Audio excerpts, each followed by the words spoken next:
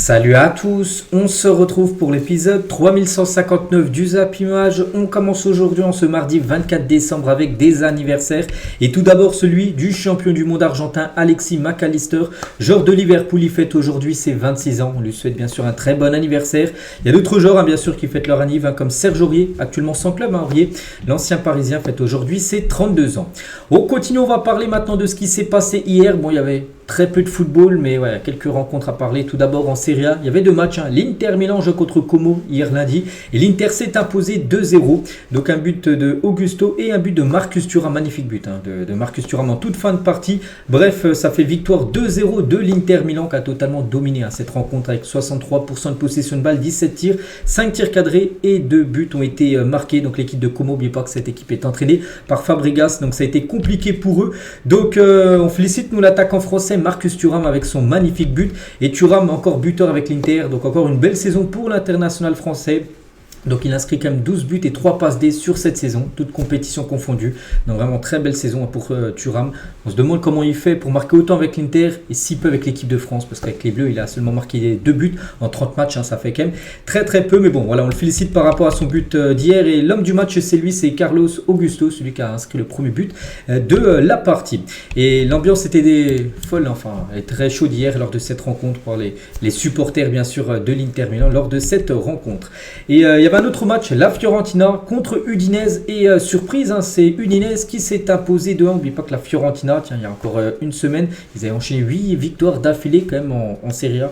Donc là, ils se sont inclinés 2-1. Donc Lucas et Florian Thauvin ont été les buteurs côté Udinese contre un but de Moskin sur penalty. Côté Fiorentina, donc voici les statistiques de la partie. Donc ça a été un match plutôt serré, 4 tirs cadrés pour Udinese, 3 tirs cadrés pour la Fiorentina. Donc c'est Udinese qui a été plus efficace. Et l'homme du match, c'est Lorenzo Lucas. Il a été buteur. Le premier buteur côté Udinese et l'autre buteur c'est Florian Thauvin, ancien joueur de l'OM. Et l'ancien Marseillais encore buteur contre la Fiorentina ce soir, donc 5 buts et 2 passes D. En 14 matchs de Serie A, c'est fort. Donc il joue dans une équipe qui a fini quand même 15e l'année dernière. Donc une équipe, on va dire, très moyenne. Mais voilà, il est arrivé, puis il a vraiment des très belles statistiques. Florian Thauvin. Et concernant Moskin, malgré la défaite, il a été buteur. Et Moskin est en train de réaliser la meilleure saison de sa carrière avec ce nouveau but hier. C'est déjà son 15e et une passe D. Voilà pour Moskin. Mais bon, voilà, son équipe s'est inclinée lors de cette rencontre. Du coup, tous les résultats de cette 17e journée du côté de la Serie A et du coup le classement. Donc l'Inter avec cette victoire revient à 1 point de Naples et à 3 points derrière l'Atalanta. Après l'Inter a toujours un match en retard. Donc ils ont 16 matchs. Les autres équipes ont joué 17 matchs. Donc c'est ce Inter Fiorentina, souvenez-vous, où Beauvais, le joueur, avait fait un malaise, qui avait été interrompu le match. Donc il va être rejoué très prochainement. En cas de victoire de l'Inter, il reviendrait à égalité avec l'Atalanta Bergame. Donc si vous voulez avoir la suite du classement, donc la Juve, bien sûr, la 6e position, l'AS Roma 10e et les derniers pour l'instant, c'est l'équipe de Monza. On va parler aussi d'un match du côté du championnat portugais, c'était le Benfica qui jouait hier. Donc il jouait contre Estoril et 3-0 pour le Benfica. Voilà, magnifique victoire pour eux. Donc 15 tirs, 6 tirs cadrés et 3 buts marqués. Donc l'homme du match, c'est Cocu, qui a reçu le prix du meilleur joueur de cette rencontre hier. Et du coup, le classement, le Benfica dépasse le Sporting et Porto. C'était 3e avant le match et du coup, le Benfica est en tête 38 points, le Sporting et Porto 37 points. Donc après, il y a un cru, parce qu'après, on passe à 28 points pour Braga. Donc voilà, comme souvent, le championnat portugais va se jouer entre les trois grosses équipes, le Benfica, le Sporting et Porto. Pour l'instant, elles sont seulement séparées d'un point au bout de 15 journées du championnat portugais. On continue, donc là on a fait le tour des rencontres d'hier, il n'y a pas grand chose, là on est en trêve de Noël, il n'y aura pas grand chose à dire à part les matchs en première ligue, ça commence jeudi, voilà le Boxing Day on peut dire, mais là on nous revient sur la Coupe de France et sur ce match qui n'a pas été joué, officiel, le FC Lorient est qualifié pour les 16e de finale de la Coupe de France sans avoir joué, du coup Tours perd le match sur tapis vert, le match n'a pas été joué parce qu'ils n'avaient pas organisé le match niveau sécurité tout ça, donc la commission fédérale de la compétition a statué match perdu à l'encontre de Tours suite à la défaillance du club en termes d'accueil du public. Donc les Merlus du coup se qualifient pour le tour suivant. Ils joueront contre l'AS Cannes au prochain tour. Cette équipe du FC Lorient, du coup Tours est éliminée sans avoir joué. C'est dommage parce que bien sûr pour eux c'était un match exceptionnel de jeu contre une Ligue 2 Et du coup, voilà, ils ont été éliminés. On va parler d'un autre match, c'était entre Lens et le Paris Saint-Germain, c'était avant-hier. On sait que le PSG s'est imposé au tir au but. Et regardez avec qui le supporter lensois, Raphaël Varane, est à Bollard incognito, parce que bien sûr, il est ultra connu, surtout qu'il a joué à Lens l'an passé, et puis surtout que c'est un ex-joueur d'équipe de France, il a joué à Manchester. Donc tout le monde le connaît, donc il est venu bien sûr bonnet, écharpe pour passer incognito pour que personne l'aperçoivent. Hein. Donc voilà quelques photos. Bon après il a peut-être les sauts à côté de lui, ils ont peut-être vu que c'était Raphaël Varane parce qu'ils ont fait des photos avec lui, mais voilà, Varane est qualité de retour. Hein. Et sur son compte Instagram il a dit retour aux sources, hein, n'essayez pas de leur expliquer, ils ne peuvent pas comprendre. Voilà en gros ce qu'il a pu mettre sur ses réseaux sociaux, parce qu'il y a quelques années, enfin il y a pas mal d'années quand même, avant de rejoindre le Real Madrid, et il jouait bien sûr du côté de Lens. On va parler d'un autre match également de Coupe de France, hein. C'est Kita qui répond président de Drancy, parce que le président de Drancy qui s'est fait éliminer, hein, c'est une équipe amateur contre l'équipe du FC Nantes 4-0. Puis Nantes en gros ils ont gardé la recette du match et c'est pas passé, hein, pour le président de Drancy, il a dit, hein, donc voilà on va faire un virement au Nantais de 13 000 euros pour nous le déplacement au stade Bauer, parce qu'ils n'ont pas pu jouer dans leur stade, ils ont joué dans notre stade, ça a coûté au moins 40 000 euros. En plus il a dit je suis déçu, amer et en colère, tout ça c'est une grosse déception pour le football amateur. Et du coup Kita, le président de Nantes, a répondu, il a dit, hein, les clubs pro ne sont pas des vaches à lait. On a été très déçus de la façon dont on a été reçu. Donc le président de Drancy n'est même pas venu me voir. On n'a pas bu un café ou un verre ensemble. Il ne faut pas salir les gens comme ça. Je ne suis même pas chargé des questions financières. Il y a des gens au club responsables de ça. Et on me balance moi, je sais que je suis la bête noire, mais il ne faut pas exagérer quand même. Voilà en gros ce qu'a pu répondre Kita, par rapport en gros qu'il a gardé la recette. Donc lui il a dit que c'est pas lui qui gère ça, c'est les conseillers on va dire financiers du club de Nantes qui ont préféré garder la recette. Mais voilà en gros ce qu'il a pu répondre au président de Drancy. On va parler aussi d'un autre fait qui s'est passé lors de la Coupe de France, hein, c'est quand Savanier, les gars, après ses propos polémiques pendant le match de Coupe de France perdu par Montpellier contre le Puy, donc Savanier s'est excusé, donc hier lundi, alors que le club a affirmé dans un communiqué ne pas cautionner l'attitude de son capitaine, parce que lors du match, en gros, il allait tirer un corner, et il y a un supporter qui lui dit, en gros, voilà, ça fait quoi d'être dernier de la Ligue 1, et lui, il a dit, hein, quand tu touches 210 000 euros par mois, ça va. Il a répondu ça, bien sûr, il était filmé, donc ça a beaucoup fait parler, et du coup, Montpellier a réagi, hein, donc suite aux propos tenus par Savanier ce samedi soir, le Montpellier Hérault Sport Club tient à préciser qu'il ne cautionne pas ses paroles, bien sûr, hein, qui ne reflètent ni les valeurs du club, ni celles de son capitaine. Je tiens à m'excuser pour les propos que j'ai tenus, donc là c'est Savanier, hein, qui a dû s'excuser, bien sûr, qui ont dépassé ma pensée. Je regrette sincèrement cette réaction à chaud. Je traverse comme l'équipe une période compliquée, mais cela ne justifie pas mes paroles. Je suis pleinement engagé pour défendre ce maillot de Montpellier et je continuerai à me battre avec mes coéquipiers pour redresser la situation. Nous ne lâcherons rien. Voilà en gros ce qu'il a pu répondre. Il s'est excusé sur tout le club, hein, qui lui ont dit voilà, t'as pas le droit de dire ça, hein, voilà, tu touches énormément d'argent. En plus, le club est dans une situation très délicate, t'as pas le droit de sortir des mots comme ça. C'est pour ça qu'il a dû sortir un communiqué, Savanier, en gros, pour s'excuser, hein, de ce qu'il a dit. C'est vrai qu'il touche comme 210 000 euros, hein, c'est quand même énorme. Je pense que c'est le plus gros salaire, bien sûr, du côté du club de Montpellier. Mais s'il descend en Ligue 2, hein, je pense que le salaire sera divisé par 2, par 3, parce que ce sera pas possible de toucher un salaire comme ça en Ligue 2 si Montpellier, hein, en Ligue 2, et pour l'instant, ils sont bien partis. Bruno Irles, après la défaite 4-1 de Bordeaux contre Rennes, hein, c'était également un match de Coupe de France, hein, il a dit, vous savez qu'avec un joueur de Rennes, j'ai la masse salariale de tout mon effectif, hein. Heureusement que Rennes prouve individuellement qu'ils peuvent nous battre. Voilà, parce qu'on sait que Bordeaux, il y a un gros problème d'argent, c'est pour ça qu'ils ont été rétrogradés en National 2. Il a dit seulement un joueur en gros de Rennes, son salaire en gros c'est tous les salaires cumulés des joueurs de Bordeaux, donc c'est pour ça que l'entraîneur de Bordeaux il a dit c'est plutôt logique quand même que Rennes en gros s'est fait éliminer par l'équipe de Bordeaux. On va parler aussi du futur match, hein, là, de Coupe de France entre Espali, toute petite équipe, et le Paris Saint-Germain. Donc ce match, hein, pourrait peut-être se jouer, enfin peut-être, pour l'instant on ne sait pas, mais peut-être au stade Clermont-Ferrand, le stade Marcel Michelin, parce que leur stade il est tout petit, en plus je vous l'ai montré hier, hein, il y a des falaises autour, donc voilà, on pense s'ils veulent générer plus de revenus par rapport à la billetterie, il va falloir peut-être changer de stade. Bon, après ils peuvent jouer dans leur stade, mais bon, ça sera limité parce que il y a déjà au moins tout derrière les buts et même les deux côtés. Et le long de la ligne de touche, en gros, tu peux pas mettre de supporters. Donc voilà, c'est de l'argent en moins. Et c'est pour ça qu'on peut peut-être jouer dans le stade de Clermont, en gros, pour avoir beaucoup plus de monde et bien sûr avoir plus de revenus par rapport à la billetterie.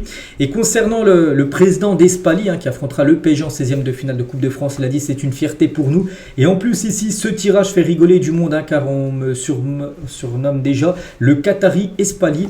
Donc Paris, c'est le plus grand club de France de ces dernières années. Quand j'entends Luis Enrique dire qu'il ne sait enfin qu'il sait où on se situe sur la carte de France. On est déjà heureux parce que Luis Enrique il avait dit oui, enfin il a peut-être regardé sur Google, il a dit que oui ça se situe vers Saint-Étienne, vers Lyon, cette ville de Espali. Donc voilà, concernant cette rencontre. Et ce match les gars, on sait quand il se jouera parce que toutes les rencontres des 16e de finale ont été programmées, donc ça se jouera le mardi 14 et mercredi 15 janvier prochain.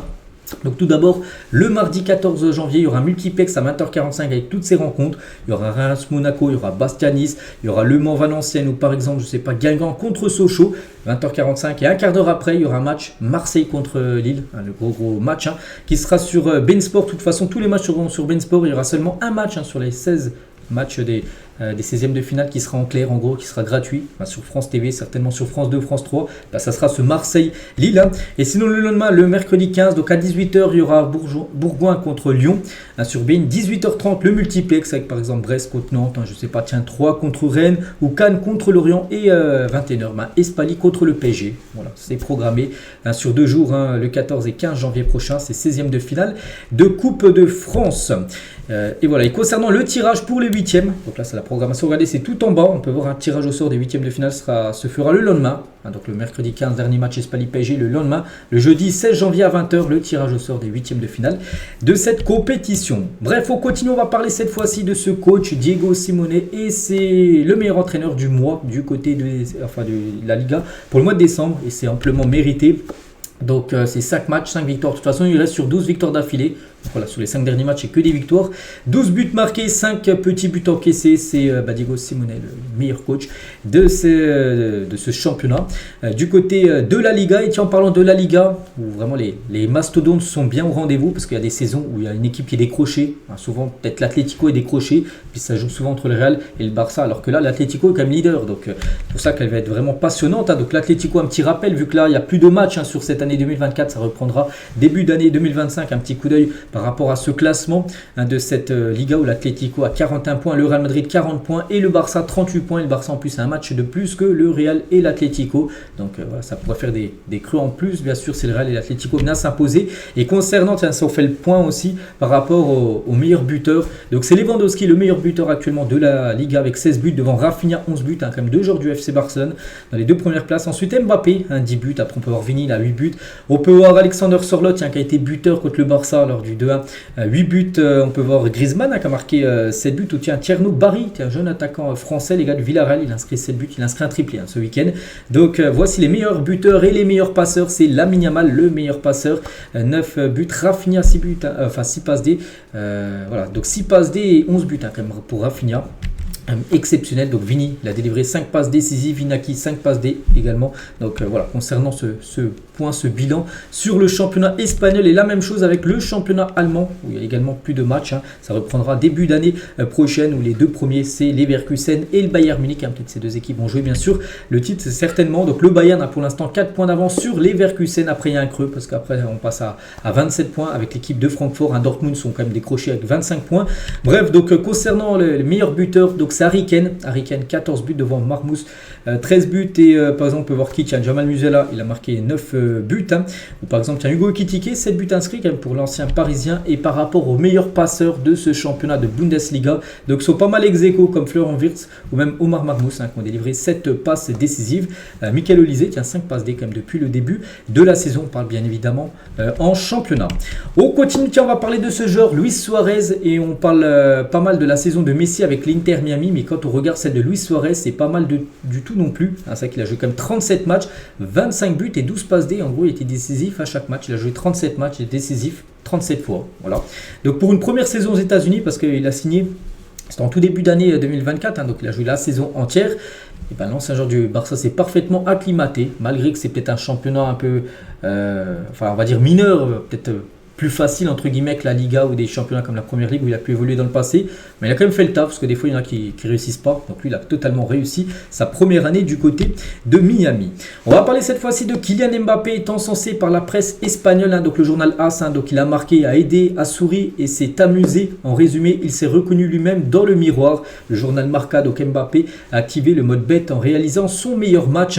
Et un autre journal espagnol, donc il termine 2024 en relevant la tête après 4 mois coincé dans un tunnel que personne n'arrivait à déchiffrer. Donc voilà, ça a beaucoup mieux entre Mbappé déjà avec ses résultats, parce que sur les derniers matchs Il marque à chaque rencontre. Et aussi avec la presse espagnole qui l'a beaucoup critiqué. La presse espagnole, quand t'es pas bon, en plus surtout c'est un joueur hyper médiatisé, tu te fais pointer du doigt. Donc là, voilà, tout le monde est OK pour dire qu'il a retrouvé le niveau qu'il avait dans le passé. Et Kylian. Et on va parler d'un détracteur de Kylian Mbappé, quelqu'un qui aime bien le chambrer, le clasher. C'est Booba, un rappeur. Et Booba s'explique enfin sur ses pics contre Kylian Mbappé sur les réseaux sociaux. Il a dit, ça veut rien dire. Donc c'est un gars du 9-3. Pourquoi je ne l'aime pas? Je pensais que ça allait être une égérie de la banlieue, des gars comme nous, qu'il allait représenter ses racines africaines, camerounaises et algériennes. J'ai eu trop d'attentes. Il n'est même pas allé en Algérie, c'est inadmissible. À quel âge il a été au Cameroun? Moi j'ai été à Gorée, j'avais 10 ans. Il a été super riche avec les caméras. Il n'a même pas tweeté quand l'Algérie a gagné la CAN. Il est inintéressant. Je n'aime pas sa personnalité. Voilà en gros pourquoi il aime bien clasher Mbappé, Booba. Il a donné ses raisons. Et toujours avec Kylian Mbappé par rapport à Ancelotti. Donc lui, il a dit que sa période d'adaptation d'Mbappé, c'est fini. C'est vrai que quand tu arrives dans un club, il faut t'adapter, tout ça. Donc maintenant, il a dit, 6 mois après son arrivée, non, il n'y a plus de Mbappé, il faut de l'adaptation maintenant. Il est vraiment dans le club, on peut dire. Et ce ne sera plus une excuse s'il loupe ses matchs par rapport à l'adaptation. On va parler d'un ancien joueur du FC Barcelone. Il aimerait revenir au Barça. Il s'agit de Cancelo. Et Cancelo aimerait revenir au FC Barcelone. Il est persuadé que le Barça est l'endroit idéal pour pratiquer son meilleur football. Souvenez-vous, l'été dernier, où il était prêté par City. City l'avait prêté à Barcelone. Barcelone, du coup, il n'avait pas conservé. Il était parti à Al-Hilal où il touche comme le double en salaire que ce qu'il touchait du côté du Barça. Mais là, il souhaiterait quitter. Il allait retourner et revenir à Barcelone. Parce qu'il veut rejouer en gros du côté du club Blaugrana. Et toujours avec le Barça, on peut voir que Nkunku a été proposé au Barça. Le Français souhaite quitter Chelsea en raison de son manque de temps de jeu. C'est qu'il joue très peu. Il joue peut-être en Carabao Cup, en Europa Conference League. En Première Ligue, il joue quand même très peu. Nkunku, donc on sait qu'il y a une énorme concurrence en attaque du côté de Chelsea. Donc Pini Zahavi l'a proposé au club Blaugrana. Donc Pini Zahavi, c'est son agent, qui ne peut néanmoins pas s'activer actuellement suite à la situation économique du club. Mais voilà, ça peut être un plan B parce que le Barça cherche un joueur offensif. Donc vous avez des joueurs en vue, il y avait Kvaratskhelia, il y avait des joueurs aussi comme Rafael Leao aussi qui est ciblé par le FC Barcelone, mais c'est peut-être des joueurs trop chers et lui peut-être il est moins cher. C'est peut-être un plan B en gros et voilà, il serait proposé du côté du club Blaugrana. Des nouvelles de Samuel Umtiti, c'est quand même Umtiti depuis, on peut dire même depuis la Coupe du Monde gagnée en 2018, oui ça date, ça fait déjà 6 ans, c'est qu'il y a eu beaucoup de problèmes, surtout de blessures, et Lille, son club actuel, envisagerait de rompre le contrat de Samuel Umtiti, donc 31 ans, malheureusement toujours miné par les blessures. Le champion du monde n'a pas foulé les pelouses depuis quasiment un an, le 21 janvier 2024, donc là tiens bientôt, ça va faire un an qu'il n'a pas joué suite à une opération du genou. Donc c'est c'est vraiment terrible ces pépins physiques que subit Sam depuis quelques saisons maintenant, c'est vrai. Et surtout, c'est quand même le 3e plus gros salaire du côté de Lille alors qu'il ne joue pas. C'est pour ça que pour Lille, c'est un gros problème. Ils aimeraient résilier son contrat. On va parler d'un autre défenseur. Bon, lui, il ne joue pas parce qu'il est blessé, c'est parce que l'entraîneur ne veut pas le faire jouer. C'est Chancel Mbamba et l'OM a fixé le prix du défenseur de la RDC à 3 millions d'euros pour un transfert cet hiver. Le club olympien ne fera pas de cadeau, quitte à le garder jusqu'à la fin de la saison. Donc le défenseur a refusé Rennes et Montpellier. J'ai pu voir que Nantes, Nantes pourrait aussi tenter une approche. Le joueur n'est pas chaud pour venir, mais le dossier n'est pas fermé. Donc voilà la situation de Chancel Mbamba. On va parler d'un journaliste sur la crise à Manchester City. N'oubliez pas, sur les 12 derniers matchs, il y a 9 défaites, il y a seulement une victoire et 2 nuls. C'est une catastrophe. Il a dit c'est la fin d'un cycle, c'est fini. Une nouvelle ère va commencer du côté de Manchester City. Peut-être là, lors du mercato, peut-être d'hiver, les gars, il va peut-être avoir pas mal de changements du côté de cette équipe. Et c'est quand on voit City quand même 7e. On va dire Boxing Day, 7e position, c'est fou. Prochain match, il joue jeudi après-demain à 13h30 contre Everton. On verra ce que ça va donner pour Manchester City. Tiens, on va parler de l'équipe là, qui est en jaune, Bournemouth, les gars, qui est quand même 5e devant Manchester City. Ils ont un point de plus qu'eux. Et c'est que Bournemouth, les gars, cette saison, ils ont battu les plus gros en Angleterre. Ils ont battu Arsenal 2-0. Ils ont battu City 2-1. Ils ont battu Tottenham 1-0. Ils ont gagné, tiens, c'était ce week-end 3-0 à Manchester United. Peut-être c'est une équipe se dit où ils vont jouer le maintien. Cette saison, peut-être l'objectif bien sûr c'est le maintien. Et peut-être aspirer à une place européenne, bon peut-être pas en Ligue des Champions, mais peut-être en Europa League ou Europa Conference League, si ça continue pour eux. On va parler de Fede Valverde, ce joueur uruguayen du Real Madrid, et quel joueur, et surtout quelle puissance de frappe. Et voilà, les seuls buts marqués par Fede Valverde sont des buts de longue distance. Voilà, donc il a marqué 5 buts cette saison et c'est simple, les 5 ont été inscrits en dehors de la surface de réparation. À lui, des buts faciles, c'est non. C'est à chaque fois des golazos, des magnifiques buts inscrits par Fede Valverde. Donc le dernier en date, c'était ce week-end contre l'équipe de Séville. Et tiens, en parlant toujours du Real Madrid, donc Mbappé et Jude Bellingham ont chacun eu 7 buts par match en décembre. En gros, 7 buts et passes D cumulés pour Mbappé sur le mois de décembre, pas mal. Bellingham pareil. Et Rodrigo, c'est 5 buts et passes D cumulés. Voilà, donc ils sont en pleine forme, on peut dire, l'attaque du côté du Real Madrid. On va parler de Mikel Arteta sur la blessure de Bukayo Saka, donc ça n'a l'air pas bien. Donc il sera absent pendant plusieurs semaines, s'est blessé lors du dernier match, gagné contre Crystal Palace. Donc c'est un coup énorme, mais ça sera un exercice important pour nous de surmonter un autre défi, voilà, parce que c'est un genre cadre. C'est un titulaire indiscutable. Bukayo Saka, il va louper là tous les matchs de fin d'année. Il va même louper les matchs début d'année. J'ai pu voir, il pourrait être absent jusqu'à 6 semaines. Donc 6 semaines serait quasiment retour en février pour Saka. Donc c'est déchiré le tendon du jarret. Je ne sais pas trop où c'est, mais bon. Voilà, je crois que c'est derrière la cuisse, donc en gros c'est une blessure qui va prendre quand même pas mal de temps pour qu'il revienne. Donc il a quand même marqué 9 buts et 13 passes D comme cette saison, donc voilà, c'est un gros problème pour l'équipe d'Arsenal. Et il y a un autre joueur aussi qui s'est blessé, joue beaucoup moins bien sûr que Bukayo Saka, c'est Raheem Sterling. Lui aussi il est forfait pour plusieurs semaines, lui aussi il est blessé. Et Arteta, le coup de gueule de Arteta sur le calendrier, il a dit le fait de jouer et de récupérer n'est pas un bon schéma car on ne s'entraîne pas et le corps a besoin de s'entraîner. On commence à perdre beaucoup de facteurs dans l'aspect physique qui est la clé de la performance. Donc voilà, il dit en gros, toutes ces blessures viennent par rapport au calendrier qui sont trop chargés. N'oubliez pas qu'Arsenal joue bien sûr là, ils ont encore 2 matchs sur cette année 2024. Tiens, genre également blessé, c'est Ndombele qui révèle jouer avec une pubalgie. Joue avec une pubalgie, je serre les dents. Les footeux savent à quel point c'est douloureux. Donc voilà, il joue blessé. Bon, il a quand même été buteur lors du match de Coupe de France ce week-end. Certaines voix en interne au PSG militent pour le recrutement d'un buteur en janvier. Donc la bonne période peut-être de Gonzalo Ramos, ça pourrait mettre un terme au débat. Voilà, parce que du côté du PSG, on hésite. Est-ce qu'il faut prendre un neuf? Est-ce qu'il ne faut pas en prendre en janvier, parce que Kolo Muani devrait partir. Est-ce qu'il faut le remplacer en gros? Est-ce qu'il faut chercher un autre neuf? Bon, t'as Ramos, mais est-ce qu'il faut lui ramener quelqu'un d'autre? Parce qu'imaginez, tu vends Randal Kolo Muani, Ramos se blesse, comme en début de saison, il a loupé 4 mois, tu fais jouer qui? Oui, bon, après tu peux faire jouer Kangini, Dembélé en faux numéro 9, comme l'a fait Luis Enrique lors des dernières semaines, mais bon, c'est pas ouf. Et le PSG, on apprend aujourd'hui qu'aurait présenté une offre à l'agent de John Duran, attaquant colombien de l'équipe d'Aston Villa. Il a été buteur contre City ce week-end, donc Aston Villa réclame pas moins de 60 millions d'euros pour libérer le Colombien. Il serait prêt à le vendre dès cet hiver. Est-ce que le PSG va passer vraiment à l'action? Est-ce que le deal va être fait? J'en sais rien, mais voilà, on apprend ça aujourd'hui. Toujours tiens avec Paris, on va parler aussi d'un joueur, Marco Asensio. Il n'était même pas dans le groupe lors du match contre Lens. La situation de Marco Asensio au PSG est totalement ouverte. L'international espagnol n'a pas été invité à partir, mais ne sera pas retenu s'il souhaite partir. Alors, en gros, il peut partir, mais il peut rester. Marco Asensio, c'est que c'est un joueur qui joue quand même très peu du côté de Paris. Ça chauffe entre Théo Hernandez et Paulo Fonseca, le coach de l'AC Milan. Donc le Portugais est insatisfait de l'attitude de son joueur. Il a fait savoir devant son groupe, devant tout le monde. Il a dit ouais, je suis pas satisfait de toi. En parlant de Théo Hernandez, alors il y a tous ses coéquipiers autour de lui. On peut voir que c'est un peu chaud la relation entre les deux. Il tient toujours du côté de Milan, parlant d'un autre Français, Mike Maignan. Donc il a réalisé quand même 7 clean sheets en Serie A, plus que tout autre gardien du côté de la Serie A. Donc félicitations bien sûr à Mike Maignan. Officiel, le Racing Club de Lens recevra à nouveau le PSG le samedi 18 janvier prochain, 17h. Cette fois-ci, ça sera de la Ligue 1. Voilà, le match est fixé à cette date-là et horaire-là, samedi à 17h. Le Napoli veut recruter Harry Maguire libre cet été. Le Fenerbahçe et José Mourinho sont également sur le coup. Voilà, concernant Harry Maguire, défenseur de Manchester United. Est-ce qu'il va encore jouer longtemps à Manchester? Pas sûr. Voilà, Naples sera intéressé. Et aussi un club turc. Depuis que le Barça a présenté sa nouvelle mascotte, Cat, donc pour son 125e anniversaire, donc le Barça a perdu tous ses matchs à domicile. C'est fou. Les 3 derniers matchs à domicile du Barça, c'est quand même 3 défaites. Il y a eu la défaite là, contre l'Atlético. Le match d'avant, ça avait été Leganés perdu 1-0.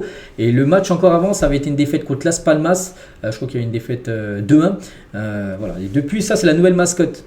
Voilà, c'était fou, c'était un vendredi que vous avez présenté cette mascotte-là. Et le lendemain, ils jouent à 14h contre Las Palmas à domicile. Ils ont perdu après tous les matchs qu'on suivait à domicile.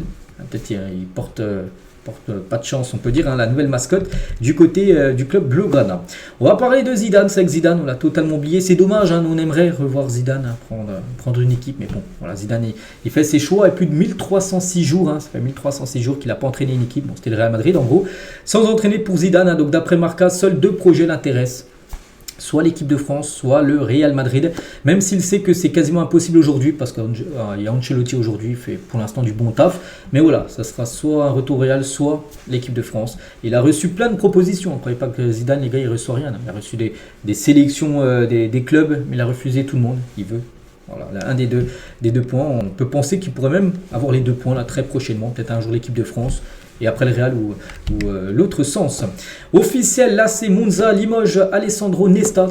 Monza dernier. Hein. Tiens, tout à l'heure je vous montrais le championnat classement, son dernier. Hein. Donc voilà, pour Nesta c'est fini. Le club italien est lanterne rouge avec 10 points en 15 matchs. Voilà, donc il y aura un nouveau coach, là vu que là c'est la trêve de Noël, un nouveau coach va débarquer sur le banc de Monza. Et lui aussi les gars, il est 20e et dernier du côté de la Liga. C'est l'entraîneur de Valence, Valence licencie son manager Ruben Baraja.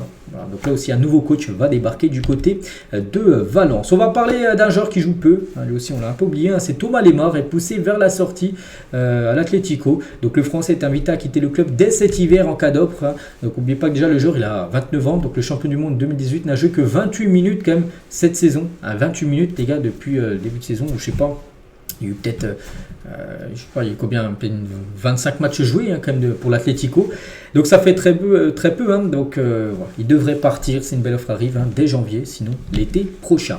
On va parler de Ramsdale, donc a joué avec un gant à 4 doigts ce week-end, lui permettant de jouer avec un doigt cassé, parce qu'en gros il a le doigt cassé. Et on peut voir, regardez hein, son gant, les gars, c'était lors du match Fulham-Southampton. Et ben c'est un gant avec 4 doigts. Donc voilà, ces 2 doigts en gros étaient là parce qu'il a un doigt cassé, il a pu gauler. Voilà, comme ça. Donc, si ça a pu le faire, tant mieux on peut dire pour le gardien. N'oubliez pas qu'il appartient à Arsenal, hein, il est prêté cette saison. Tottenham suit de près la situation de Leroy Sané. L'ailier devrait être libre de tout contrat l'été prochain et Tottenham serait très intéressé par le joueur du Bayern Munich. Des nouvelles de Dimitri Payet qui s'est engagé avec la banque alimentaire et a fait un don pour venir en aide à Mayotte. Il faut relever Mayotte. Je voulais aller sur place, mais pour des raisons sanitaires, ce n'est pas possible. Hein. Donc la grande classe, bien sûr, parce que vous savez ce qui s'est passé à Mayotte là ces derniers jours. Il y a une tempête qui a dévasté bien sûr l'île, donc c'est pour ça qu'il va faire un don, voilà, puis s'engager avec la banque alimentaire. Il voulait même y aller hein, à Mayotte, mais voilà, c'est pas possible. Voilà, le beau geste bien sûr de Dimitri Payet et un retour de Payet à Saint-Etienne. Peut-être hein, les Verts les gars et Caen souhaiteraient recruter Dimitri Payet lors de ce mercato d'hiver. N'oubliez pas que lui il joue pas là, actuellement il est en vacances parce que le championnat brésilien est fini, hein, ça reprendra début d'année 2025, enfin au mois de février. Le père de Neymar sur le transfert de son fils Neymar au Paris Saint-Germain, c'est en 2017, hein, 222 millions d'euros, hein, souvenez-vous, aller au PSG était aussi une décision de changement. À l'époque, nous étions dans une situation très difficile au Barça, il semblait que le club voulait qu'il prenne la place de Messi et ne le voulait pas. Jusqu'à ces derniers jours, hein, nous avons essayé de l'empêcher de partir, hein, mais il est parti parce qu'il ne voulait pas occuper la place de Messi et être la plus grande star du Barça. C'est ce qu'il dit.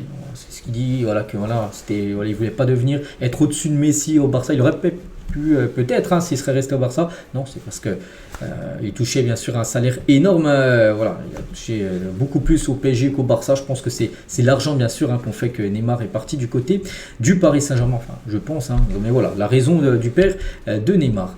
Les meilleurs défenseurs centraux U21 selon l'indice CES Football. Donc c'est Kusanov les gars, défenseur lensois. Pour l'instant, le meilleur défenseur centraux d'après ce CES Football devant Comuzzo, un défenseur de la Fiorentina, et Matt Smet, un défenseur de l'équipe de Genk. Dans sa dernière vidéo, donc le vidéaste GMK, donc c'est un vidéo je pense que vous connaissez hein, sur YouTube, a présenté un Urus acheté à Pierre-Emerick Aubameyang. Donc l'ancien Marseillais est un grand passionné d'automobile. Il y a de nombreux modèles incroyables. Hein. Donc préparé par Topcar, la voiture a coûté 275 000 euros et c'est Aubameyang qui l'a vendu tout simplement à GMK. Voilà, on peut retrouver hein, sur sa dernière vidéo YouTube, c'est ce magnifique Urus. Hein. Voilà ce qu'il va dire sur Aubameyang. Le Bayern Munich suit de près Jimmy Bino-Gittens, donc un attaquant anglais de l'équipe de Dortmund. Donc un transfert pour être envisageable pour cet été. Nico Williams est aussi pisté par l'équipe du Bayern. Son transfert est estimé entre 50 à 60 millions d'euros. Donc voilà, le Bayern commence aussi à préparer son futur mercato. Et c'est que l'été prochain, il y aura pas mal de grands joueurs les gars qui seront en fin de contrat. Ces joueurs sont libres en fin de saison. Il y a Cristiano Ronaldo, Alexander Arnold, Mohamed Salah, pour l'instant il n'a rien prolongé. Neymar, David, Jonathan Tah, Kimmich, Jonathan David, Van Dijk, Leroy Sané, Hugminson, De Bruyne, Angel Gomez, Thomas Partey ou même Dominique Calvert-Lewin. Tous ces joueurs, les gars, sont libres là dans 6 mois, 30 juin prochain. Bon, il y en a peut-être qui vont prolonger dans leur club, hein, peut-être Salah, je pense qu'il va prolonger du côté de Liverpool. Alphonso Davies va peut-être prolonger du côté du Bayern, mais il y en aura des départs. Hein. Je pense Neymar, je pense pas qu'il va rester à Hilal. Alexander Arnold, je pense pas qu'il va rester du côté de Liverpool, peut-être aller du côté du Real. Donc voilà, il y aura pas mal de choses à dire sur le mercato estival 2025. On va parler de Jean-Philippe Mateta, il attaquant français. Mateta sera bientôt lié à Crystal Palace jusqu'en 2027. Le club londonien ayant activé une clause de prolongation d'une saison prévue dans son contrat. Voilà, donc il va prolonger. De base, il a un contrat jusqu'en 2026 et du coup, il y avait une option d'une année supplémentaire. Elle va être levée. Du coup, il va avoir un contrat jusqu'en 2027, l'attaquant français.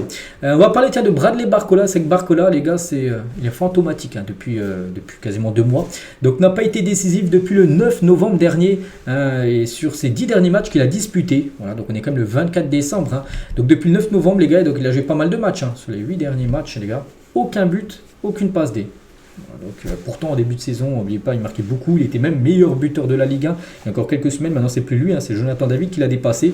C'est avec tous ces matchs, pas une fois décisif. Bradley Barcola dans le mou actuellement du côté de Paris.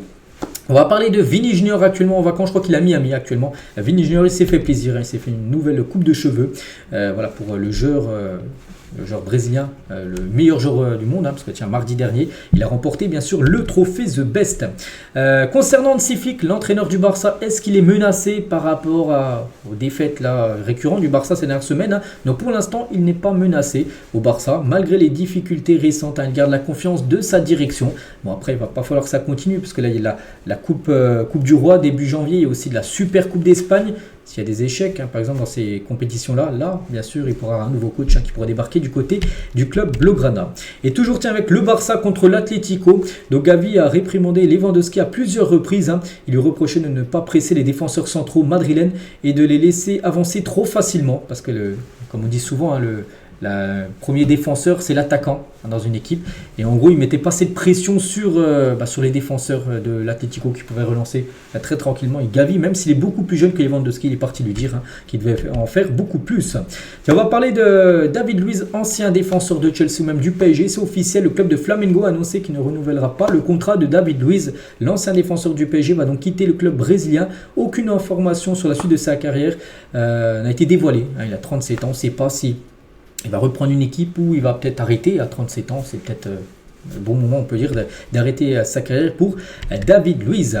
Le Betis Séville a collecté 20 000 jouets dans sa pluie de peluches annuelle parce que chaque fin d'année, le dernier match à chaque fois à domicile, en gros, les supporters viennent avec des peluches et les jettent pour après les laver et les donner aux enfants malades, aux hôpitaux de Séville. Puis c'était lors du dernier match là, ce week-end. Et plus de 20 000 peluches ont été récoltées lors de cet événement qui se fait chaque fin d'année. C'est bien. À Lille aussi, ça s'est fait récemment. Donc voilà, c'est toujours bien d'avoir des infos comme ça. On va parler de Ruben Amorim, le coach de Manchester United, qui met les choses au clair au sujet de Marcus Rashford. Donc c'est écarté du groupe depuis pas mal de temps. Il a dit: je comprends que ce genre de joueurs ont beaucoup de gens autour d'eux qui font des choix pour eux. Je suis toujours là pour aider Marcus en tant que joueur. Bon, voilà ce qu'il dit. Bon, il avance un peu rien. Il nous dit rien de plus, mais en gros, il dit que voilà, il y a beaucoup de personnes qui ne comprennent pas que Rashford est mis de côté. Mais c'est parce qu'en gros, Manchester souhaite le vendre. Et c'est clair, les 3 derniers matchs, il n'a pas été dans le groupe. Marcus Rashford n'est pas blessé. C'est un choix sportif, tout simplement, de Ruben Amorim. Et Ruben Amorim se fait déjà tailler par la presse anglaise. N'oubliez pas que le dernier match, ils ont perdu 3-0 contre Bournemouth. Donc, courage à ceux qui prédisent les compositions de United. Le 11 d'Amorim ressemble à une tombola depuis son arrivée, écrit le Daily Mirror. Donc, les Red Devils ont pris un tarif contre Bournemouth le week-end dernier. 3-0. Et on se souvient, lui, donc il était au Sporting où il gagnait match sur match. Et voilà, donc il y a un nouveau coach qui est arrivé quand même au Sporting, c'est João Pereira.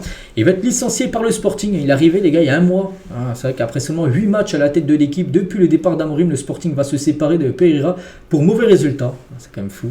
Voilà. Ça va très vite. C'est vrai que si les résultats ne sont pas là, souvent c'est l'entraîneur qui trinque. C'est pour ça qu'on se dit à City, les résultats ne sont pas là du tout.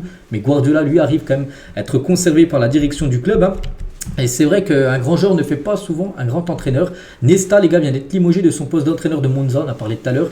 Elle n'est pas le seul, elle n'est pas la seule légende contemporaine à avoir du mal comme coach, comme Pirlo, Lampard, Gerrard, Rooney, Gattuso, même Xavi.